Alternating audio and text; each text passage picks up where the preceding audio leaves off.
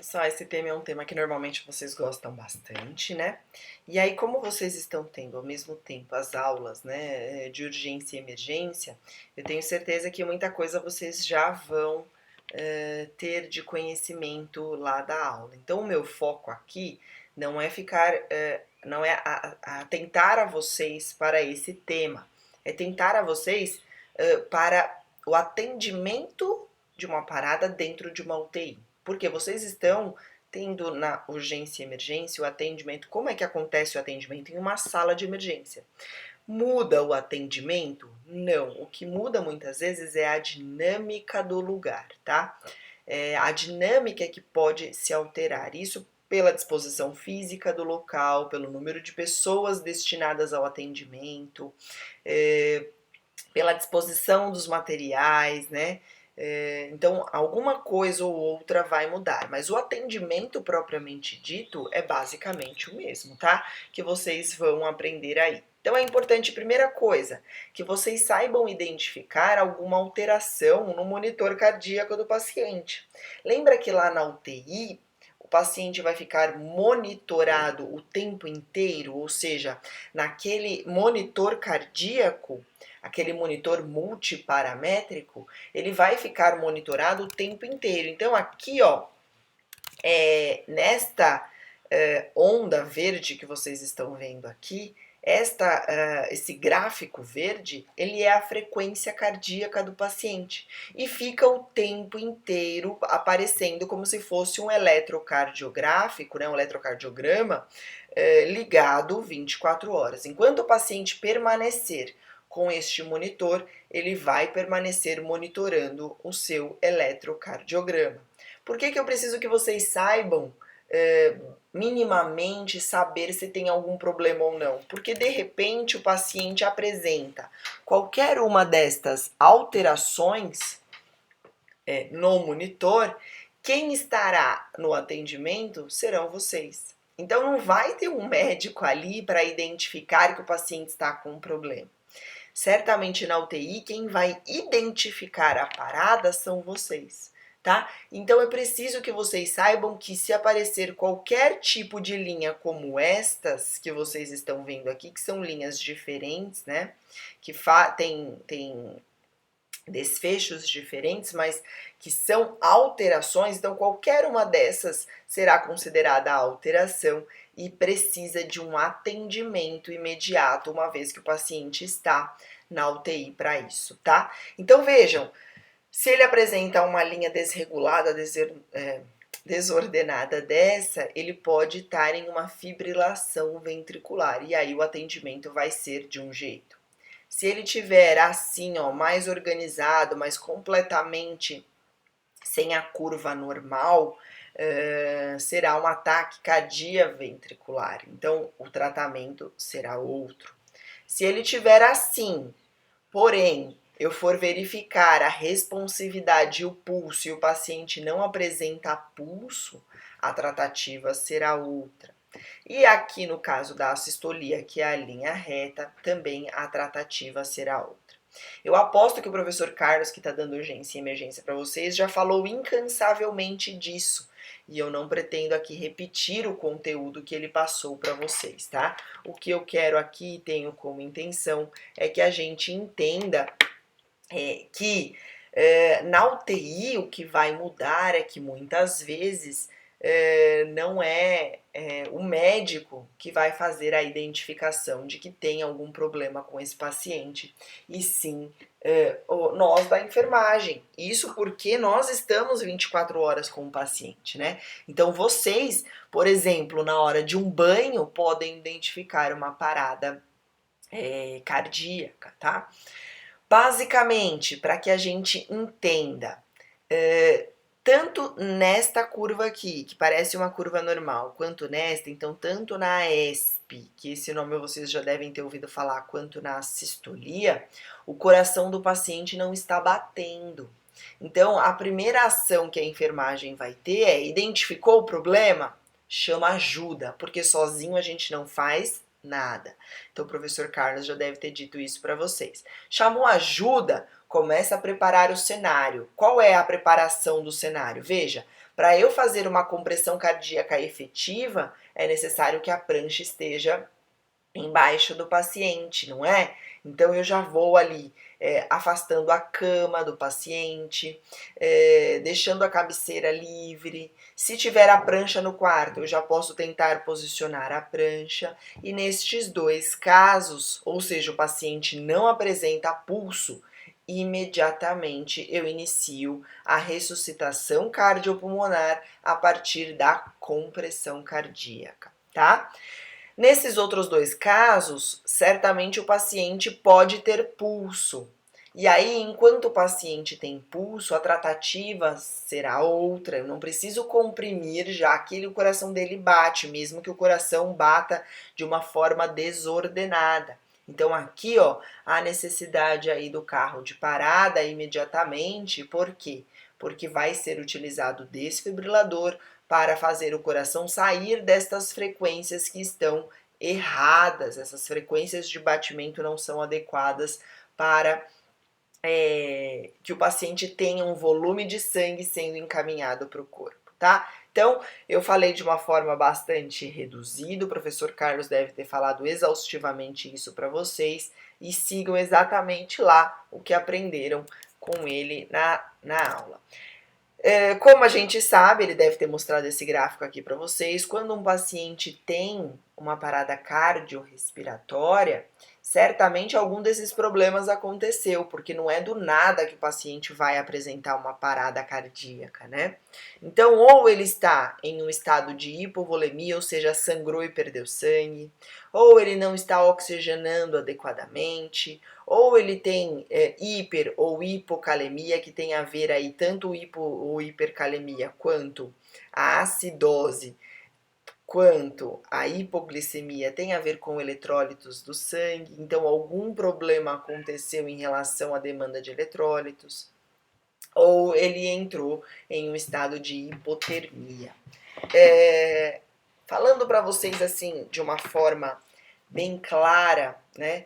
É bem possível, pessoal, que o paciente entre em uma parada cardíaca na UTI. As razões mais comuns são essas 6 que vocês estão vendo aqui, né? Em relação ao sangue.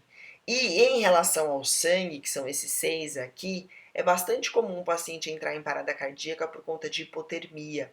Embora a gente não valorize esse sinal, parece que, não, o paciente não vai ter hipotermia na UTI, ele tem sim. E um dos responsáveis por fazer, né, com que o paciente entre em hipotermia é a enfermagem. A gente pode não acreditar, mas um banho no leito pode levar o paciente a uma parada cardíaca por hipotermia. Então, por isso que é de extrema importância a consciência de vocês e a técnica e a destreza de vocês durante um banho, por exemplo. Não é para deixar o paciente descoberto.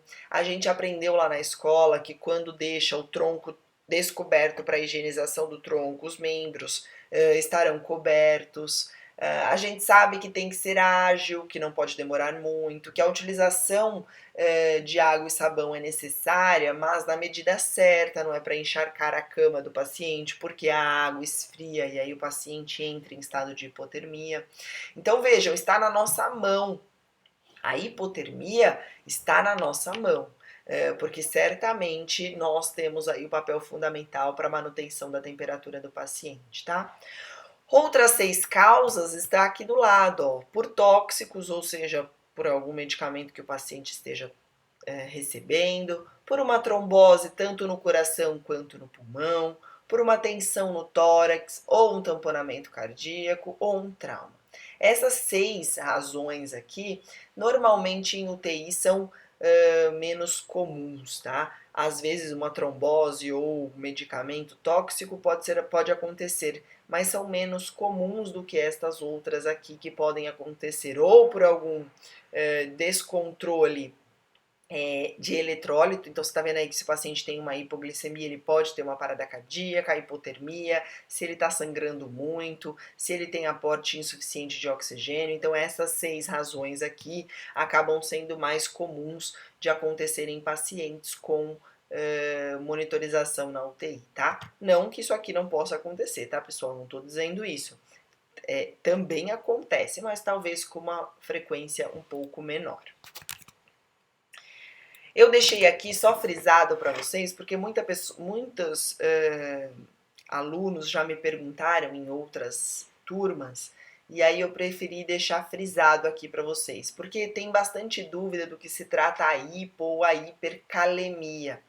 A hipo ou a hipercalemia, ela tem principalmente a ver, né, ela é um eletrólito, como eu disse para vocês, e este eletrólito em específico é o potássio. E por que o potássio ele é tão importante para nós, no nosso corpo? Porque ele está relacionado à função muscular e nervosa. Se a gente for parar para lembrar que o nosso coração é um músculo, se eu não tiver um aporte adequado de potássio, ele não vai funcionar adequadamente. Então é necessário sim que a gente tenha potássio no nosso corpo, né? Circulando no nosso corpo. Se nós estamos em casa, por exemplo, sei lá, numa condição normal, a gente consegue suprir as necessidades de potássio para o nosso organismo a partir da nossa alimentação. Na UTI, muitas vezes o paciente precisa de um aporte medicamentoso de potássio, porque nem sempre a nutrição oferecida, né, e as condições clínicas que o paciente se encontra consegue aportar toda a quantidade de potássio necessária para o funcionamento do organismo dele. Então, às vezes o paciente, sei lá, tá de jejum há muito tempo, ele precisa da reposição de eletrólitos, né, para ele conseguir fazer a manutenção destes eletrólitos adequadamente. Então, o potássio é bastante importante para que o organismo funcione adequadamente. Então, se o paciente entra em hipocalemia, significa que a quantidade de potássio no sangue está baixo. Se ele entra em hipercalemia, significa que a quantidade de potássio no sangue está alta. Tanto uma quanto a outra caracteriza-se um estado crítico para o paciente. Então, ter potássio de menos e ter potássio de mais não é favorável, tá? Por isso que é necessário fazer essa regulação aí. Quem é que vai regular essa quantidade de potássio em um paciente na UTI? Pessoal, o médico, tá? Ele faz a coleta de exames laboratoriais, então ele faz a coleta de exame sanguíneo. A partir do sangue, né, do resultado que vem dessa contagem de potássio, ele consegue identificar se o paciente tem pouco ou muito, e aí ele consegue prescrever, né, na prescrição médica, uma reposição de potássio para nós da enfermagem administrarmos, tá? Vocês devem ter lembrado alguma coisa a respeito que vocês tiveram em farmacologia lá no auxiliar, que potássio é um medicamento de alto risco. É uma ampolinha que a gente fala assim, ó, se eu confundir com soro fisiológico e fizer isso aqui, eu mato o paciente, de fato, tá? Isso porque ele pode entrar em um estado de hiper, como vocês estão vendo aqui, calemia, se eu fizer uma quantidade a mais daquilo que foi prescrita, e aí ele entra em parada cardíaca. Por isso que o frasquinho do potássio, ele é considerado um medicamento de alto risco, tá bom? Alto risco justamente por isso, porque se for administrada a doses erradas, o coração do paciente para, tá? E olha lá, o que é acidose? Outro conceito que os alunos perguntam muito, que também tem a ver com eletrólitos, né? Tem a ver com o sangue do paciente. Olha lá. Acidose é o excesso de acidez no sangue, caracterizada por uma concentração anormalmente baixa de carbonatos, né? Vocês devem ter em algum momento da vida ouvido falar do pH sanguíneo. pH é a quantidade de acidez. Eu trouxe esse gráfico aqui que normalmente fica fácil de ser compreendido. Se estiver entre 1 e 6, significa que está muito ácido. Se estiver no 7, o pH de 7 é o neutro. Se estiver entre 8 e 14, significa que está muito alcalino. O que é isso? O contrário do ácido, tem pouco ácido, ou seja, está mais alcalino. Quem é responsável por fazer essa regulação é o eletrólito hidrogênio, olha lá. cujo número anatômico é 1, produz compostos de elementos de tabela periódica. Aí vocês vão falar, ih, Pro, não pira. Não pira que isso daí eu tive lá na quarta série, a Milidux, o professor mandou eu gravar a tabela periódica, eu não faço ideia mais do que seja isso. Não precisa, tá? O que é importante vocês saberem, que o pH do paciente é importante para que ele consiga manter a fluidez sanguínea, tá? Então, por isso que ele é importante aí, por isso que uma acidose metabólica, como vocês estão lendo aqui do ladinho, onde eu tô com o mouse, acidose metabólica, pode ser desfavorável ao paciente, né? Ele precisa de tratamento. E aí, como é que o médico vai regular? Mais uma vez, a partir de exames de sangue, ele consegue verificar o pH, né? Ele consegue verificar o valor deste eletrólito, né? Deste hidrogênio no sangue, e aí ele faz reposição a partir de medicamento, tá bom? Bom, eliminando essas duas questões da nossa vida, a hipoglicemia eu acho que vocês talvez não tenham dúvida, mas se tiverem a gente conversa na sexta-feira sem problema nenhum, eu vou abrir uma aula ao vivo, a gente conversa sobre essas dúvidas, tá? Se vocês tiverem outras dúvidas a respeito desses outros parâmetros que eu mostrei pra vocês aí, anotem e a gente conversa na sexta-feira. Ou se quiserem mandar também por via chat, fiquem à vontade, a gente vai respondendo via chat também, tá bom?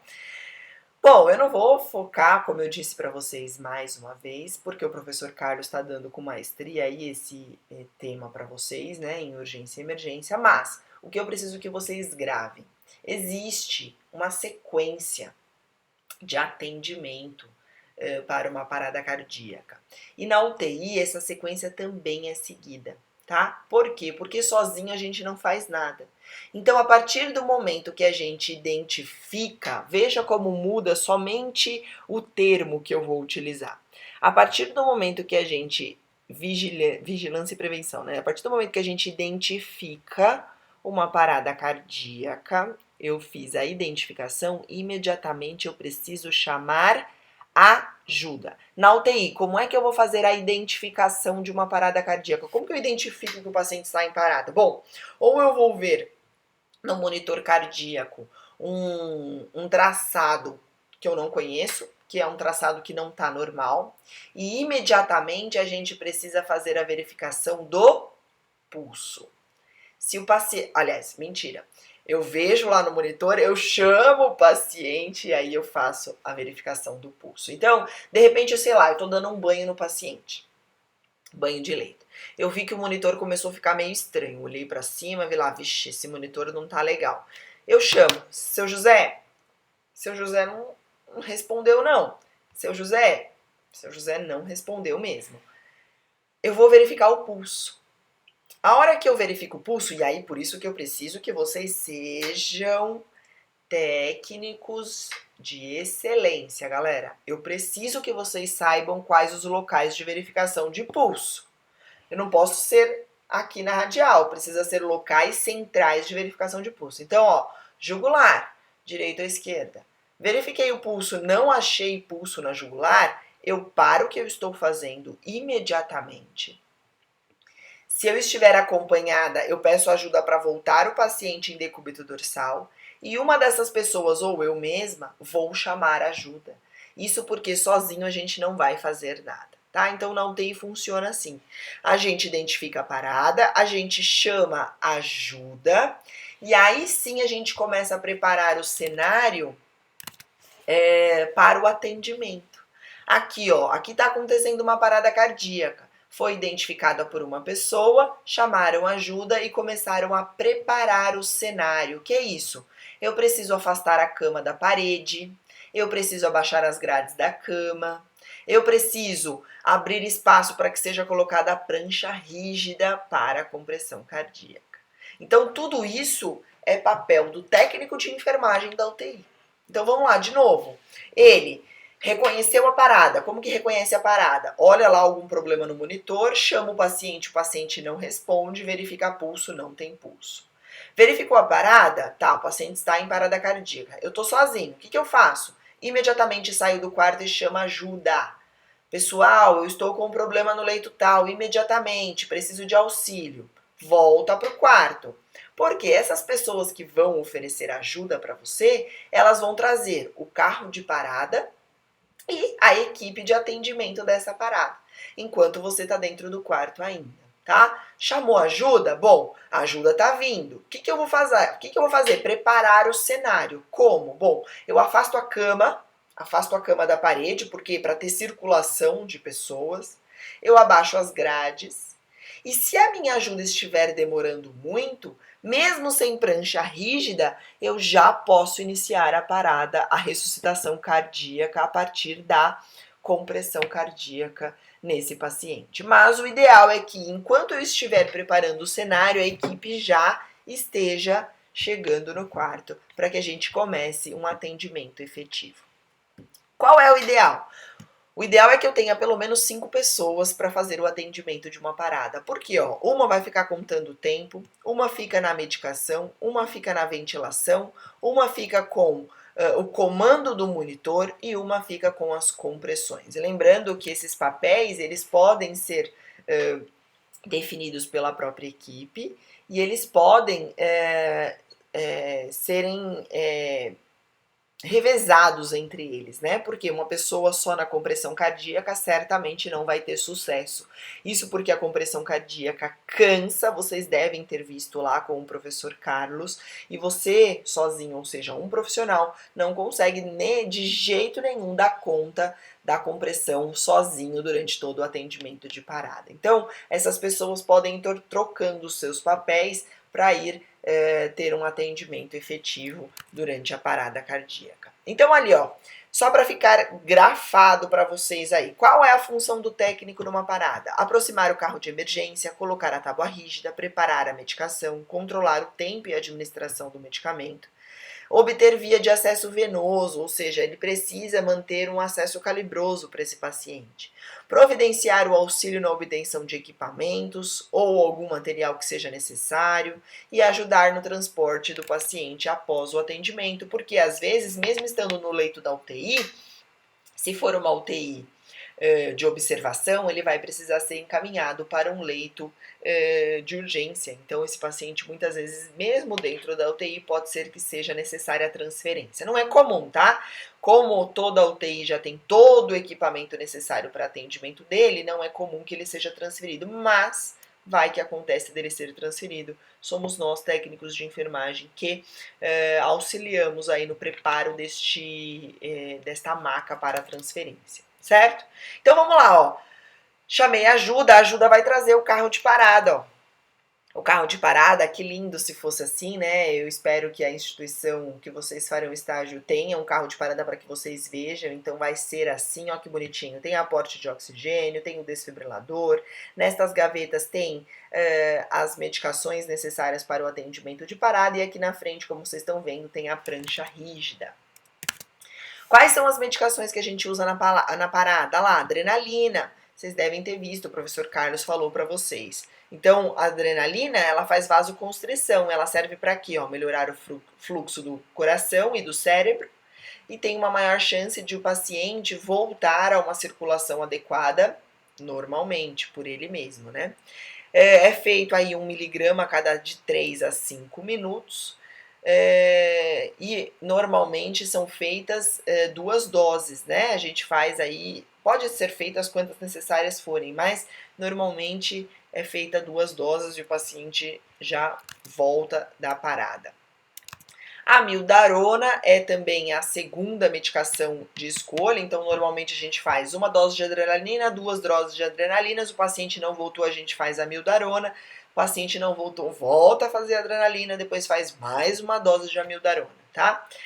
A amiodarona, ela é um antiarrítmico, então se o paciente tiver naquelas condições de fibrilação ventricular que vocês viram lá naquele gráfico, ou uma taquicardia ventricular em que o paciente não tem pulso, certamente vai ser a escolha a amiodarona aí para o paciente, tá? Então, normalmente vocês devem ter aprendido com o professor Carlos que se faz adrenalina e amiodarona, e da amiodarona são única e exclusivas 2 doses. A primeira tem 300 miligramas e a segunda, eita, saiu ISO aqui, mas é 150 miligramas, tá? Então, a amiodarona são feitas somente essas 2 doses. Bom, a adrenalina, ela vem assim, em uma ampola de 1 miligrama para 1 ml, como vocês estão vendo aqui. A diluição dela pode ser feita ou em soro glicosado ou em soro fisiológico. O início dela é imediato, então quando ele é feito intravenoso, aqui vê, ó, é imediata a ação. E se o paciente precisar de ficar com adrenalina ou noradrenalina para manutenção da estabilidade cardíaca dele, ele é uma droga que precisa ficar fotossensível, precisa ficar protegida da luz, porque senão ela perde a função dela. Então, se for feita ali na seringa e administrada, não precisa. Agora, se ela for para manutenção pós-parada, é necessário que ela fique coberta, porque ela é fotossensível, tá? Aqui estão outras recomendações da adrenalina, que ela precisa ficar em temperatura ambiente, ela não pode ser congelada. Aqui eu frisei novamente que ela precisa estar protegida da luz. Mais uma razão, ó que legal, isso talvez vocês não tenham associado ainda. Reparem que a ampola da adrenalina, ela é marrom. Isso porque ela é fotossensível, o medicamento é fotossensível. Então, mesmo dentro da ampola, ele precisa estar protegido à luz, tá? Aqui eu trouxe para vocês a diferença entre noradrenalina e adrenalina. Então, para frisar para vocês que vejam, a adrenalina é um medicamento utilizado na parada. A noradrenalina, ela é um medicamento utilizado na manutenção pós-parada. Então, ou pré ou pós, né? Então, para fazer a manutenção do coração, a gente usa a noradrenalina. Para fazer o atendimento, a gente usa a adrenalina. Porque a nora, ela é um neurotransmissor, ó lá, do sistema simpático do coração e precursor de adrenalina. O que é isso? Quando a gente fala que o medicamento ele é precursor de outro, significa que administrar esse medicamento faz com que o próprio organismo consiga usar adequadamente a adrenalina que tem no nosso corpo. Porque a adrenalina já é algo que nós temos no corpo. Você já ouviu falar que assim, o cachorro corre atrás de mim, até subiu minha adrenalina, eu saio correndo e eu tenho adrenalina no corpo? Então a adrenalina, ela é uma substância que nós temos já no nosso corpo, tá? Então, quando o médico faz a noradrenalina no pós-parada, significa que eu estou ativando a adrenalina que ele tem no próprio corpo. Por isso que ela é precursora, tá? A noradrenalina, ela é menos potente que a adrenalina e ela não age nos receptores beta do coração. O que é isso? Por que eu trouxe isso aqui para vocês? São informações bastante específicas, mas é importante que vocês saibam. Se de repente eu pego errado na farmácia ou pego errado no carro de parada, eu não vou ter a efetividade que eu necessito para o atendimento daquela parada. Então vejam, durante a parada eu preciso de adrenalina. Vou até voltar o slide. Durante a parada eu preciso de adrenalina, tá? Depois que o paciente saiu da parada, o médico pode prescrever a noradrenalina. Qual é a noradrenalina? Essa daí, ó, um neurotransmissor precursor de adrenalina, tá? Então não confundam, por favor, isso é questão de prova, se liga aí. Ah lá, ó, noradrenalina, indicação, sepse, choque por infarto, hipotensão ou ressuscitação cardiopulmonar, ou seja, pós-parada. Contraindicações, hipotensão causada por hipovolemia. Então, se o paciente teve uma hipovolemia, a gente não pode fazer a noradrenalina. Tem algumas reações adversas indesejáveis, a mais comum normalmente é a elevação da pressão arterial, tremor, náusea, normalmente são bastante comuns. A apresentação dela é diferente, olha lá, ao invés de ser 1 miligrama para 1, como é na adrenalina, ela é 4 ml para, 4 miligramas para 4 ml, a Pro colocou errado aqui, então é 4 miligramas para ml. A diluição dela é feita no soro, eita que deu até tilt aqui, a diluição dela é feita no soro e aqui é imprescindível que ela seja coberta, porque ela é fotossensível, tá bom? E normalmente a diluição que a gente faz só dura por 24 horas. Então, aquela bolsa que o paciente está recebendo de noradrenalina, se não utilizou em 24 horas e o paciente vai continuar com noradrenalina, precisa ser trocada a cada 24 horas, tá bom? Ah lá, ó. Atenção à diluição. Se o paciente ficar com noradrenalina, ele precisa ser diluído em glicose, ó, tá vendo? O diluente. A gente não recomenda a diluição em soro fisiológico porque a oxidação do medicamento. Então, normalmente, quando o paciente fica com noradrenalina, vocês vão ver que a diluição dela é feita em glicose, em soro glicosado a 5% e não em soro fisiológico, tá? Então eu vou pedir para vocês prestarem atenção quando estiverem lá na UTI. Se o paciente estiver usando noradrenalina em bomba de infusão, esse é outro detalhe da noradrenalina, vocês tenham curiosidade de olhar na bolsa que fica pendurada. A bolsinha de soro não vai ser soro fisiológico, vai ser soro glicosado. Tá aí, ó. Eu coloquei aqui a diferença para vocês dos medicamentos. Então, ó, a adrenalina, que é a epinefrina, 1 miligrama para 1 ml, tá aqui, ó. É esta ampolinha. A gente usa na PCR, na parada. A amildarona, 50 miligramas por ml, a ampolinha tem 3 ml. Então, uma ampola tem 150 miligramas. Então, a primeira dose serão certamente 2 ampolas e a segunda dose 1 ampola. A gente usa essas duas na parada. No pós-parada, a gente vai usar a norepinefrina ou noradrenalina.